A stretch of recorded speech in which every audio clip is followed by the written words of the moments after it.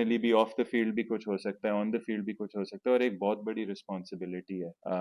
आपको कुछ ऐसे डिसीजंस लेने होते हैं समटाइम्स, क्योंकि आप सिर्फ 11 खिला सकते हैं, स्क्वाड में सिर्फ 18 लड़के रख सकते हैं। इसमें अगर आप में अंडरस्टैंडिंग ना हो अपने प्लेयर्स की सिचुएशन की, तो आप काफ़ी गलत डिसीजंस भी ले सकते हैं। तो आई थिंक मेरी फर्स्ट चीज़ ये होती है कि किसी के साथ ज्यादती ना करें। किसी को ऊंच नीच होती है, किसी को अकेला ना छोड़ें।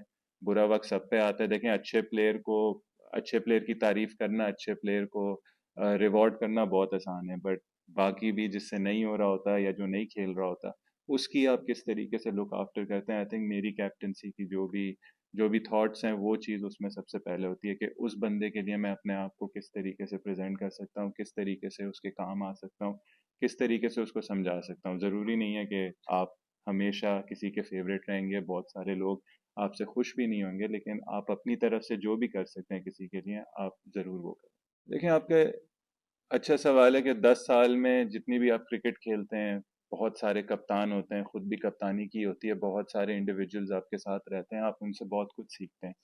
तो मैंने बहुत सीखा है जिन कप्तानों के अंडर में खेला हूँ, चाहे वो इंटरनेशनल क्रिकेट हो, डोमेस्टिक क्रिकेट हो, काउंटी क्रिकेट इवन हो, या कोई भी पीएसएल हो।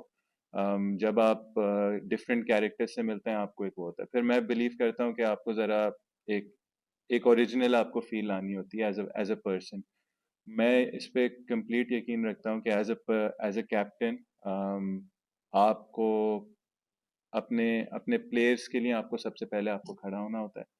प्लेयर्स की जो वेल बीइंग होती है, उसमें कभी कभार आपको क्रिकेट पे साइड साइड पे रख के, परफॉर्मेंस को साइड पे रख के, आपको एक इंसान के नाते आपको एक अच्छा इंसान होना चाहिए। एज अ कैप्टन आपको केयर करनी चाहिए, आपको अंडरस्टैंड करना चाहिए कि आपके जो प्लेयर्स हैं किसकी क्या सिचुएशन है। Actually, no, this time we were kind enough to give it out in Melbourne, but I think we have a few things to sort of consider, ponder upon, certain fitness issues. We were starting this press conference a bit late because we had some discussions regarding abroad as well. We think that it might turn in Sydney. So we want to give ourselves the best possible opportunity and have the best players on the field. So there's still some deliberations we're making. Look, we've kept Abrar on the Australian tour. Cliffy's looked after him very well. His rehab process has been going on. So we always had Sydney in mind, and that's why you saw him bowling yesterday. But again, we have to be absolutely sure that he's close to 100% fit, if not 100, and that if we're taking a risk, he doesn't break down over there. No, I think all batsmen, we give them equal opportunities. We even give our the lower order quite a lot of opportunity while batting in the nets. So there's nothing different to that. I don't think there's much to read into that. But again, we have a lot of deliberations to make. That's why we're holding on to the playing 11 now, and hopefully, maybe by this evening, we'll have something in mind. Look, I think the technology is the same for everyone. Life comes in a full circle. It all balances out in the end. I don't have any complaints with the past. I thought we played some very good cricket, but look, we're playing the best side in the world, in my opinion, at the moment. And if you give them a sniff, they will pounce on any opportunities. There were phases in the game where we could have put them under a lot of pressure, or close the game out. But we had some opportunities which we didn't hold on to, or some partnerships that we had built where Pat Cummins decided to break those partnerships and then really cause a dent in our batting. But look, the quality of the Australian side's there, and we have to make sure that we're not making a lot of mistakes to close out games. So it's very heartening for us. That's what you want to test your skills up against, the best sides in the world. And at least in Melbourne, we can say that we're on the right track and we want to play cricket this way. I think, like we said in the last test, when things went quite wrong by the end at Perth, you always have to look at the bigger picture. At least we have the lessons in front of us. At least we've put ourselves in those positions where from there we can dominate games. So now it's about learning from them, not repeating mistakes, or trying not to repeat mistakes. And hopefully, if we can put in efforts like that, I'm sure that there'll be a lot of test wins in the future. But again, it's about learning from the mistakes and making sure that when you play quality sides, you can't be making those mistakes.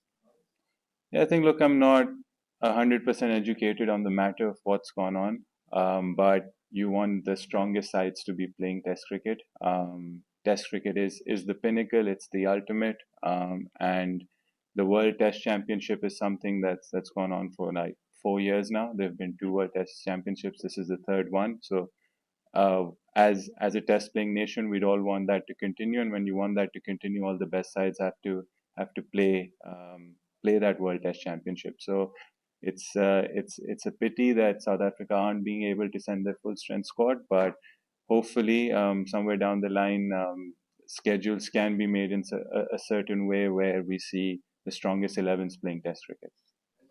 I think it absolutely helped us being close to them and being at the game right till the end. There's certain things that are like I'll sound like a broken record, but you have to do in Test cricket. The first thing is take 20 wickets. We had that box ticked.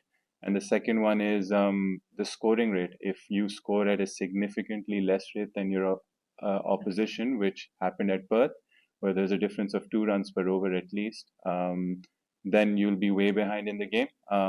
Because we batted 100 overs in Perth and they batted 110. So that's not much of a difference, but the scoring rate did set us back quite a bit.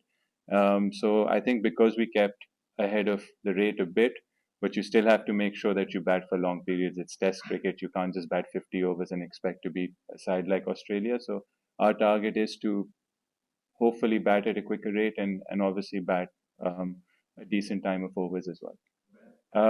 Once we got into the dressing room after day one in Melbourne, I said that's progress because probably that's David Warner's 38, was it in the first innings? Was his lowest score against us at home probably. I thought that. So and then we made progress again in the second innings.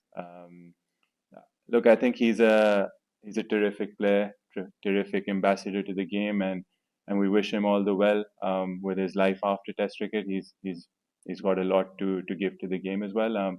And keeping him quiet would be a big job. It's a big occasion for him and the Australian cricket team, but our job is to get David Warner out early. But we wish him all the best with this Test match and what's to come forward for him as well.